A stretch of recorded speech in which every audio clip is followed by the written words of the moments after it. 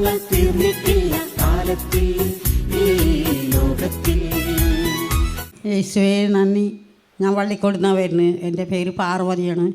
എനിക്കിവിടെ വന്ന പിന്നെ എനിക്ക് നല്ല സുഖം കിട്ടി, ഉറക്കം കിട്ടി. ഉറക്കമില്ലാതെയിരുന്നു കുറേ ദിവസമായിട്ട്. എനിക്ക് ഈ നടുവേദനയായിരുന്നു, അതും എനിക്ക് ശരി മാറി.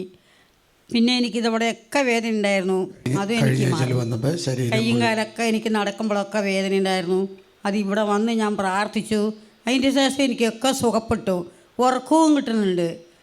കുഴപ്പമൊന്നുമില്ല ഇപ്പോൾ. അതുകൊണ്ട് എനിക്ക് ഇവിടേക്ക് വരാൻ താല്പര്യം. നന്നായി. യേശുവേ നന്ദി, യേശുവേ സ്വാഗതം. ഇത് എൻ്റെ അമ്മയാണ്. ഇവർ നാർത്ത് ഈശോനെ അറിഞ്ഞതാണ്. ഈ ഇടയായിട്ട് എനിക്ക് ഓപ്പറേഷന് ശേഷം അമ്മയ്ക്ക് വരാൻ പറ്റാതെയായി.